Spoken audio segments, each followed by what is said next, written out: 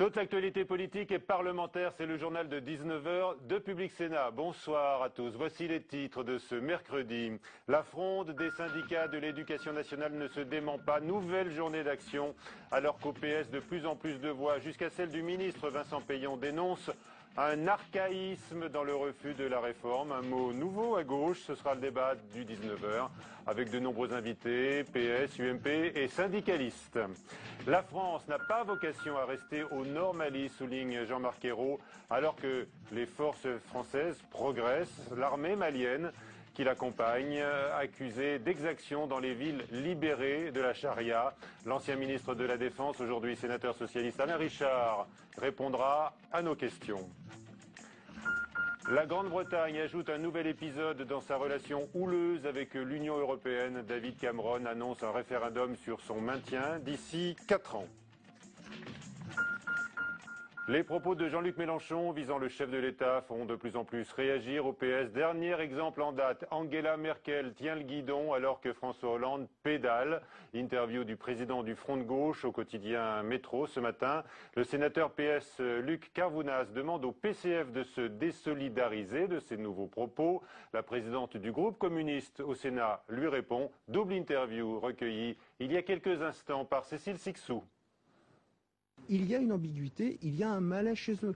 Ce n'est pas à moi de leur donner une quelconque leçon de choses, de vie politique. Je dis simplement, puisque nous voulons tous ensemble cette unité de la gauche, il va falloir que nous disions si on veut continuer à avancer. Vous savez, dans l'interview de Jean-Luc Mélenchon, il y a une chose qui est très symptomatique. Il dit c'est nous qui allons remettre le feu à la plaine.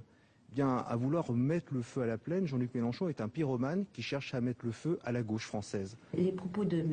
Mélenchon n'appartiennent qu'à M. Mélenchon, donc moi je lui laisse le soin d'expliquer les raisons pour lesquelles il les a prononcées. Voilà un autre épisode dans un tout autre feuilleton. Désormais, la longue crise de confiance entre la Grande-Bretagne et l'Union européenne. Le Premier ministre David Cameron, donc comme attendu, promet l'organisation d'un référendum sur le maintien de son pays dans l'Union européenne, qu'il invite par ailleurs à se réformer. Mounir Soussi. Partir ou rester, telle est la question posée par David Cameron en une de la presse. 40 ans après l'entrée du Royaume-Uni dans l'Europe politique, le Premier ministre britannique évoque la possibilité d'une sortie de l'UE. En cas de réélection en 2015, il promet de donner la parole au peuple. Il s'agira d'une relation centrée sur le marché unique. Et une fois que nous aurons le nouvel accord, nous offrirons aux Britanniques un référendum avec un choix très simple. Rester au sein de l'Union européenne sur cette nouvelle base ou en sortir complètement. David Cameron affirme qu'il fera campagne pour le maintien de Londres dans l'Union européenne, à condition d'une renégociation des termes du contrat qui lie son pays aux 26 autres États membres. Il plaide notamment pour un recentrage du partenariat sur les questions économiques. On ne peut pas faire l'Europe à la carte. Si vous voulez, je prendrai une comparaison que nos amis britanniques vont bien comprendre. L'Europe, admettons que ce soit un club de football. Bon, on adhère à ce club de football, mais une fois qu'on est dedans, on ne peut pas dire on joue au rugby. Les réactions sont nombreuses sur le continent. Angela Merkel se dit prête à discuter des demandes britanniques. Pour le président de la Commission des affaires européennes du Sénat, le débat doit être ouvert sans tabou. On ne peut pas, quand on est dans l'Union européenne, avoir tous les avantages et aucun inconvénient. Je crois qu'il y a un moment donné où il faut purger les problèmes et prendre des décisions.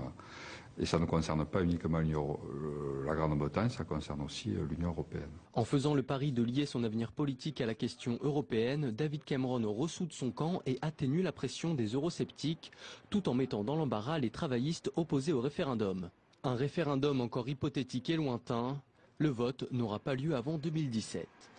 Et François Hollande a à nouveau manifesté il y a quelques instants lors de ses vœux à la jeunesse à Grenoble son souhait que la Grande-Bretagne reste dans l'Union européenne. La France, qui n'a pas vocation à rester au normalisme, souligne aujourd'hui le Premier ministre alors que l'armée poursuit son offensive. Après un premier bombardement sur un site d'Al-Qaïda au Maghreb islamique à Tombouctou. Progression conjointe de l'armée française et malienne, cette dernière étant accusée d'exaction. Faustine Saint-Geniès. Ici, à Sévaré et à Niono, dans le centre du Mali, la vie semble avoir repris son cours, mais désormais on se méfie de tout le monde. Chasse aux sorcières, voire exécution sommaire. Selon plusieurs témoins, des militaires maliens et des miliciens exercent des représailles contre la population. Principales victimes, les Touaregs et les Arabes, accusés d'avoir soutenu les islamistes. En cause, la hantise des djihadistes encore infiltrés. À Sévaré, malgré la présence des forces françaises toutes proches, impossible pour notre correspondant de témoigner. Lui et les autres journalistes sur place ont été menacés par des militaires maliens. Seules les ONG basées à Bamako peuvent dénoncer ces exactions. Certains craignent d'être confondus avec les éléments des groupes armés et donc quittent leur village, leur communauté et se réfugient dans les pays limitrophes qui les accueillent. Le président malien Diokounda Traoré met en garde contre ces exactions qui menacent la politique de réconciliation nationale et pourraient même discréditer l'opération Serval. Et ce soir, la France appelle à la vigilance. L'honneur de l'armée malienne est en cause, souligne ainsi le ministre de la Défense, M. Le Drian. Invité du 19h, le sénateur PS du Val d'Oise et ancien ministre de la Défense, Alain Richard. Bonsoir, et merci d'être avec nous. Est-ce que la responsabilité de la France est engagée par les exactions dont se rendrait coupable l'armée, à laquelle aujourd'hui on apporte notre secours, l'armée malienne? Oui, enfin... quand on brandit des accusations, on fait un peu attention. Donc moi, je n'ai pas d'éléments qui me permettent de condamner. Il faut bien voir, ce qui est la difficulté principale dans cette situation, c'est que l'État malien, les structures publiques maliennes sont gravement affaissées, gravement affaiblies. Et c'est tout particulièrement, comme a dit le président de la République. Je partage à peu près cette expression, oui, car vraiment il y a beaucoup de choses qui ne fonctionnent plus bien et qui ne répondent plus aux choix démocratiques, parce qu'ils existent par ailleurs, du peuple malien. Donc les forces armées en font partie, et c'est en partie une vieille histoire. C'est-à-dire que certains dirigeants des pays africains décolonisés ont préféré avoir des armées faibles et peu outillées, tout simplement pour éviter le coup d'État. Et de ce fait, et vous savez, mon expérience m'indique que ce qui fait vraiment le squelette, la capacité d'encadrement d'une armée, c'est les sous-officiers. Ce sont qui sont directement au contact. On dit que là, ils ont pris le pouvoir, par exemple, sur les officiers dans l'armée malienne. Voilà. Hein. Donc, je crois qu'il y a des points faibles de ce côté-là. C'est une longue reconstruction. Donc ça va poser la question du calendrier de notre propre participation. Il est clair, c'est la volonté du président, c'est ce que souhaite, je crois, la majorité des Français, que nous ayons une intervention pour mettre hors d'état de nuire les groupes islamistes agressifs qui veulent instaurer leur loi par la violence dans l'essentiel du Mali. Donc ça, c'est une action militaire qui a son propre sens. Ensuite, il faudra du temps pour stabiliser et sécuriser l'ensemble du Mali. Et ça sera le travail de la force africaine avec notre aide. À quoi est due, selon vous, la grande solitude de la France? Certains pointent son départ rapide d'Afghanistan, qui nous coûterait aujourd'hui. C'est pas ça. C'est que tous nos pays, même les États-Unis, pour d'autres raisons, sont obligés de faire des choix, ils ne peuvent pas intervenir sur tout et partout. Nous avons fait un choix qu'on a justifié, qui a été approuvé par les Français sur l'Afghanistan, d'autres n'ont pas fait. Donc, ce choix est approuvé par la communauté internationale, par tous les pays européens, sauf qu'il ne nous donne aucune force combattante. Je mets en garde contre l'attitude franchouillarde, qui consiste à dire on est les meilleurs, les autres sont des nuls, puisqu'on est au Mali, devrait être avec nous. Certains peuvent nous répondre, écoutez chers amis, nous on est encore au Kosovo et en Afghanistan, vous n'y êtes plus, c'est votre droit, mais n'ayez pas d'attitude méprisante. Il se trouve, moi j'étais à Berlin avec beaucoup de collègues et amis hier, l'expression de nos amis parlementaires allemands et de la chancelière était, de mon point de vue, impeccable. Une solidarité qui a été réaffirmée par la chancelière, qui apporte pour l'instant un soutien logistique. Ne nous isolons pas par des attitudes méprisantes que rien ne justifie. Néanmoins, sans être franchouillard, on peut se poser la question, est-ce que nous sommes en mesure, avec notre armée, sachant qu'il y a des coupes budgétaires dans la défense, en ce moment vous suivez ça de très près, est-ce qu'on a les moyens de reconquérir l'ensemble du Mali qui est plus grand que notre pays?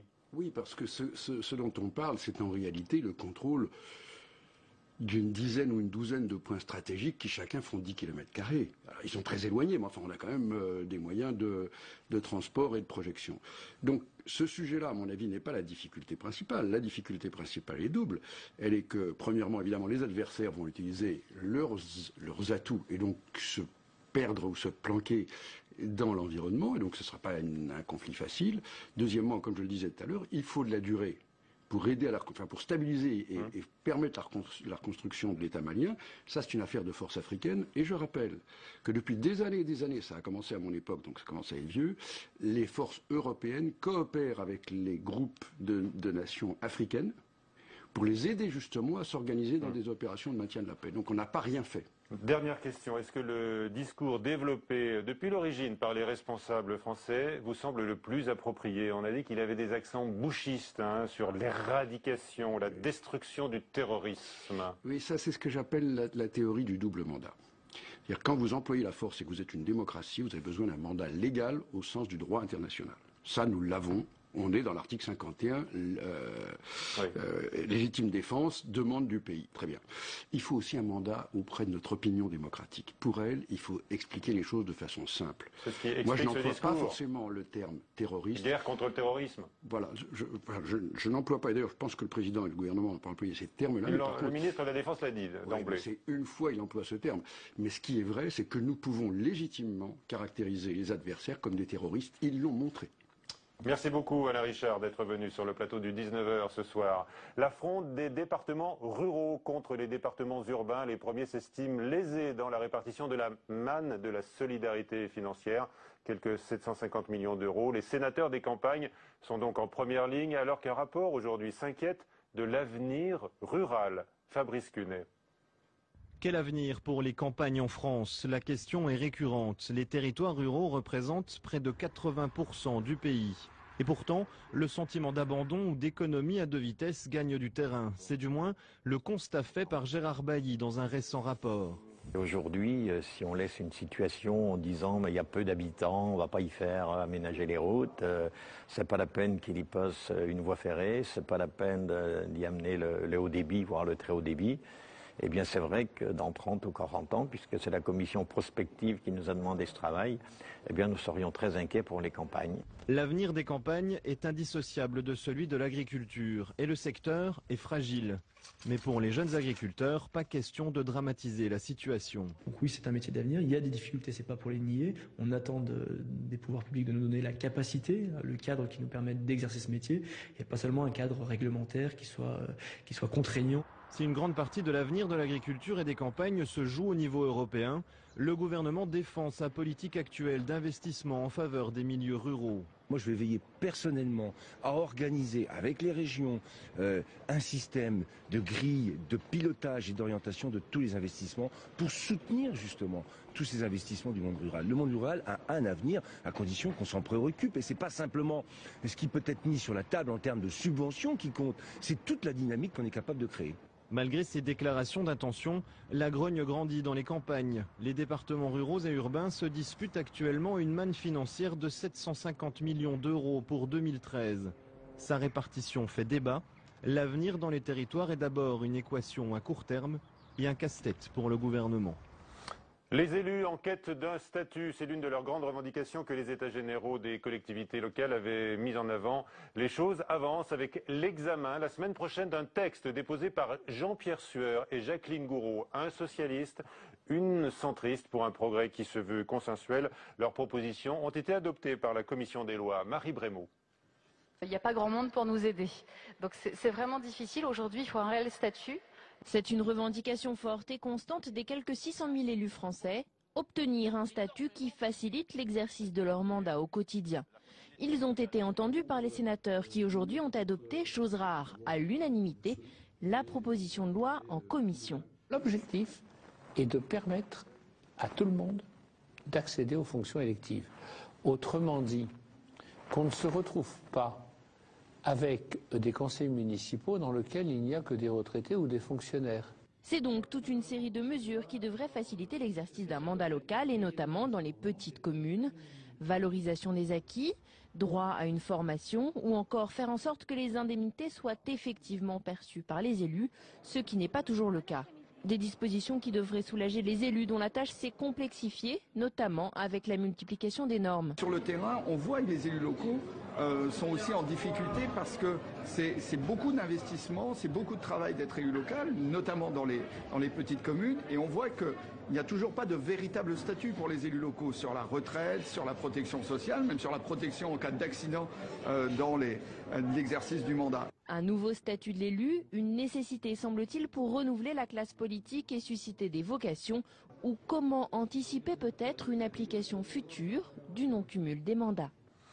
La journée d'action des syndicats de l'éducation nationale à l'occasion de la présentation au Conseil des ministres du projet de loi de refondation de l'école par Vincent Peillon, un texte qui pourtant donne la priorité à l'école primaire, on le sait, avec des dizaines de milliers de recrutements à la clé. Cette grogne des enseignants est alimentée par ailleurs, on le sait, par le rejet de la mise en œuvre dès la rentrée de septembre de la réforme des rythmes scolaires avec le retour à la semaine de 4 jours et demi. La grève a été massivement suivie hier à Paris. Alors, explication de cet état d'esprit avec Sophie Normand. Juste pour tous, exigeante pour chacun, c'est l'objectif principal de cette refondation de l'école. En pratique, cela passe par la création de 60 000 postes et la priorité donnée aux primaires. Côté enseignants, le texte prévoit le rétablissement de la formation des enseignants quasiment disparus sous la droite. Elle comptera des enseignements théoriques, pratiques ainsi que des stages. Pour réduire les inégalités, la scolarisation des enfants de moins de 3 ans est mise en exergue. Cet accueil aura lieu en particulier dans les zones d'éducation prioritaire. En primaire, 7000 professeurs seront dédiés au renforcement de l'encadrement pédagogique dans les zones difficiles, illustration de la formule plus de maîtres que de classes. Et pour améliorer les résultats alarmants en langues étrangères, une langue vivante sera obligatoire en CP. Un enseignement moral et civique sera également au programme pour promouvoir le respect de la personne et de l'égalité homme-femme. Concernant les programmes, justement, les objectifs du socle commun de connaissances en fin de 3e seront modifiés. La notion de culture vient s'ajouter à celle de connaissances et de compétences. Enfin, Vincent Peillon annonce son ambition de faire entrer l'école dans l'ère du numérique. Avec nous, Jacques-Bernard Magnier, bonsoir. Vous êtes sénateur PS du Puy-de-Dôme. Jean-Pierre Leleu, sénateur UMP des Alpes-Maritimes.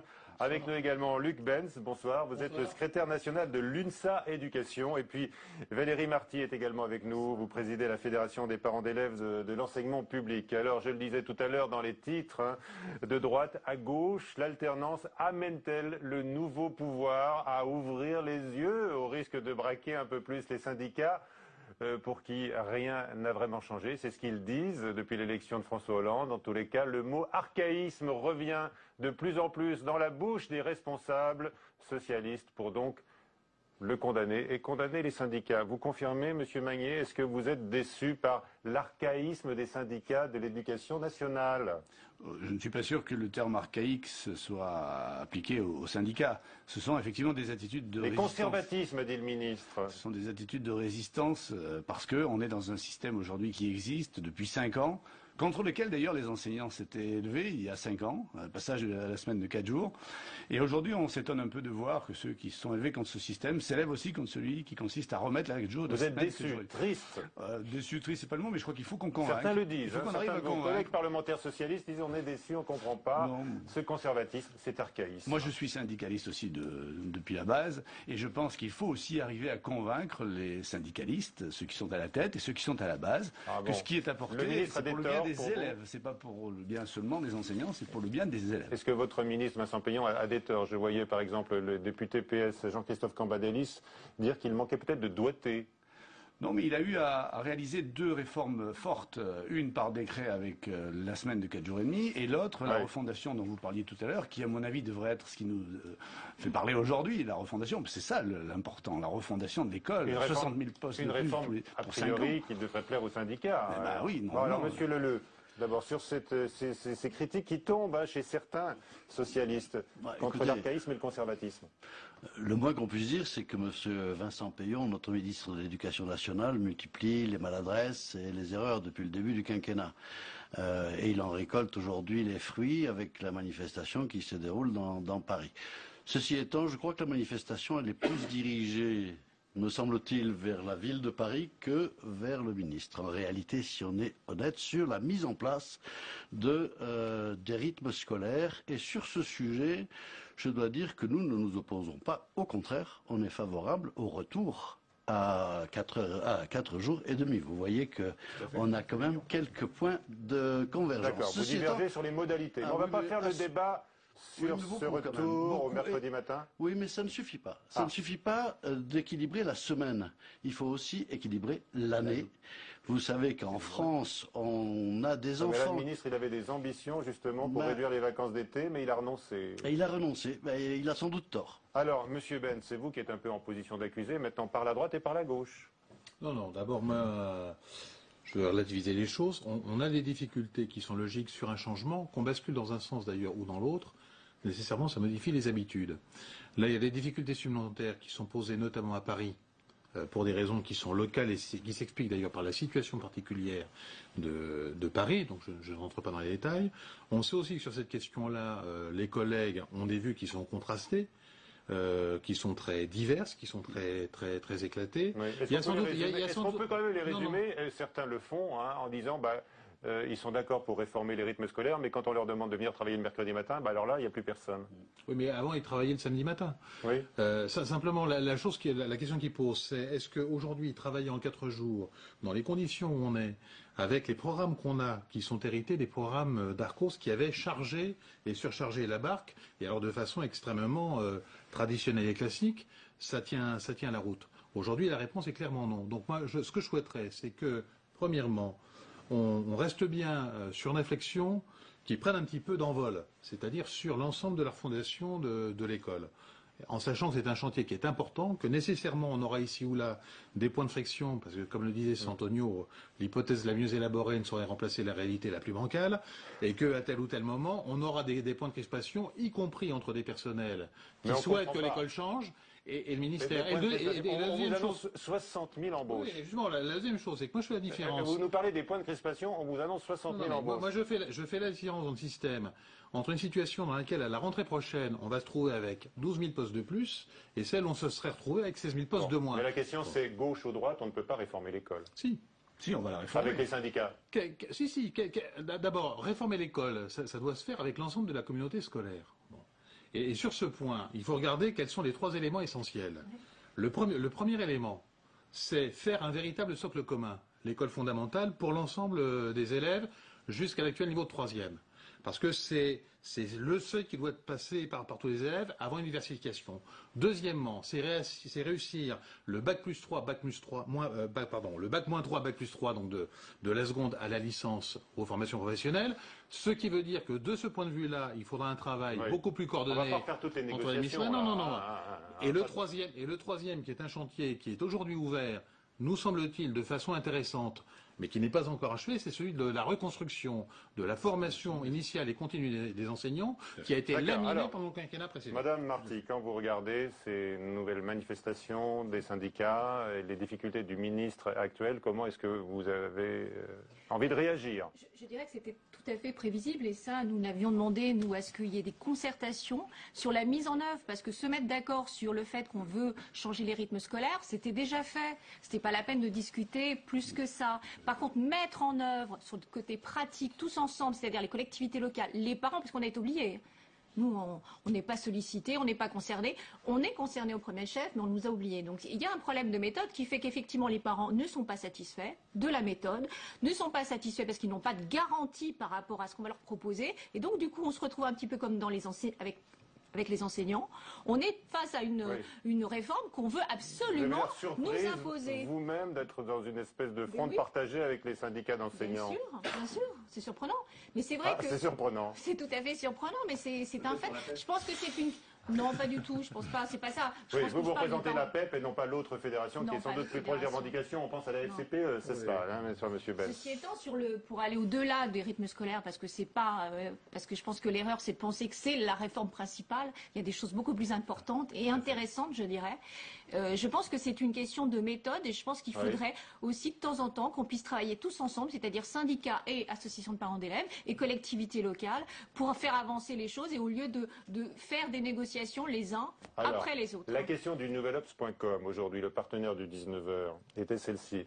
Peut-on réformer l'école? On va découvrir vos réponses. Vous avez dit non à 52%, une courte majorité. Ça vous laisse quand même de l'espoir, monsieur Magnier? Oui, tout à fait. Je crois que le débat important, c'est celui sur la refondation de l'école, et avec les moyens nouveaux qui sont apportés, les 25 mesures que Payon a annoncées ce matin. Vincent Payon a annoncé quand même ce matin des choses très importantes, dont, ce que vous disiez tout à l'heure, la formation des enseignants qui a été saccagée dans les 10 dernières années, notamment avec cette masterisation certes nécessaire, mais avec une pré-professionnalisation et une professionnalisation qui est tout à fait insuffisante pour les C'est enseignants. la situation politique, j'y reviens. Elle vous inquiète parce que vous êtes en train de perdre les syndicats. Non, c'est non, quand même. ils ne pas. Ils vont rester. C'est votre socle électoral, non? Non, non, mais je ne pense pas que les choses se posent dans ces termes-là. Il y a, comme on l'a dit les uns et les autres, des habitudes à changer. Il y a des résistances. Il y a aussi à convaincre. Qu'est-ce que vous demandez à votre voisin syndicaliste? Qu'est-ce que vous lui demandez de changer chez lui dans sa manière d'être? Mais je crois que mon voisin syndicaliste, il a tout à fait bien compris le bien fondé de la réforme. Il était dans la rue aujourd'hui. Je ne suis pas sûr. Pas dans la rue, non.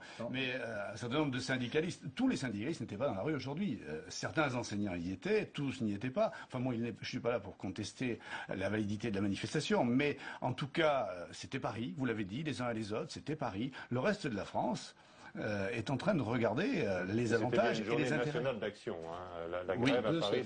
Mais la manifestation n'était pas d'une envergure nationale.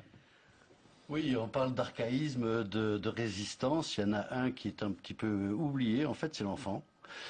Qui lui n'est pas archaïque et qui attend qu'on ménage un petit peu son temps scolaire. Or, les temps scolaires ont toujours été aménagés à l'aune des intérêts sociétaux, des intérêts économiques, des intérêts éventuellement d'autres natures, des adultes. Et jamais, ou très rarement, depuis 1920, très rarement en prenant l'enfant et en essayant de comprendre sa façon d'ingurgiter le savoir. C'est tout l'enjeu. C'est tout l'enjeu. Ce n'est que cela. Oui, alors justement, je trouve que le ministre ne va pas assez loin dans cette réflexion de mettre l'enfant au cœur. Il va trop vite, mais il ne va pas assez loin. Ça ne peut pas être que ça. C'est-à-dire, ça ne peut pas être que ça. Vous pensez aux enseignants. Non. À qui alors? Non, je parle bien des enfants. Parce qu'il y a le rythme de vie, qui n'est pas d'ailleurs simplement le rythme scolaire. Nous, ce qu'on a regretté d'ailleurs, c'est une des raisons pour lesquelles, après avoir voté dans son ensemble pour la loi, nous avons refusé de voter sur le projet de décret sur les rythmes, parce que nous considérons que ce qu'il faut prendre en compte, c'est les rythmes de vie des enfants et des jeunes dans toutes leurs dimensions, y compris la dimension éducation populaire, associations sportives, culturelles, etc. Et qu'on a réduit ça non seulement au rythme scolaire, mais si on prend l'école obligatoire, c'est jusqu'à 16 ans, au rythme de l'école primaire, maternelle, élémentaire, et simplement sur le champ école, avec, comme il y avait des soucis de financement, mais on connaît les difficultés des finances publiques, un petit temps de jonction. C'est-à-dire qu'il y a eu une accumulation de contradictions, et dans ce cadre-là, l'intérêt de l'enfant aussi, c'est de voir globalement comment on gère son temps, qu'est-ce qu'on lui enseigne, de quelle manière, avec quel rôle pour l'enseignant. Madame Marty, quand même, vous ne trouvez pas paradoxal que cette grève ait eu lieu hier à Paris, qui est une ville qui est richement dotée, qui a en plus quand même un personnel pour encadrer toutes les activités extrascolaires, et qui dit, voilà, nous on est prêts. Tout à fait. Je serais très surpris effectivement qu'à Paris il y ait une. Vous aimeriez que ça commence dès septembre à Paris. D'ailleurs, le maire a dit sa détermination, même s'il va rouvrir la négociation, les concertations. Je pense qu'il ne faut pas se précipiter. Je pense que c'est une réforme qui doit prendre. On doit prendre l'avis de tout le monde et bien discuter pour proposer voir un peu ce qu'on peut proposer aux enfants et aux parents. Je pense qu'il est important. Il ne faut pas aller trop vite. 6 mois, on peut aller à la rentrée 2014. C'est pas un souci du moment qu'on fait bien les choses. Parce que c'est une réforme qui a besoin de l'accord, d'un travail, d'une concertation avec les parents d'élèves. Moi, je regrette beaucoup dans le décret, c'est que le conseil d'école soit complètement oublié. Et c'est bien dommage. Ce qu'on a besoin, nous avons besoin des parents d'élèves. Le mot de la fin. Allez, Monsieur Magnier. Oui, simplement, on demande de la concertation. Moi, je crois que si on n'était pas allé vite, on ne l'aurait jamais fait. Parce que ces réformes-là, si on ne les fait pas très vite, c'est l'avis du président de la République, c'est l'avis de Vincent Payon. Il y aura peut-être moins de des communes françaises qui passeraient effectivement à cette réforme dès la rentrée de septembre, au dernier pointage. Mais il y en aura. Paris, par exemple. Merci à tous. Sonia Mabrouk, à 22h pour le prochain journal à suivre sur la chaîne parlementaire Assemblée nationale. Question d'info. Bonsoir et à demain.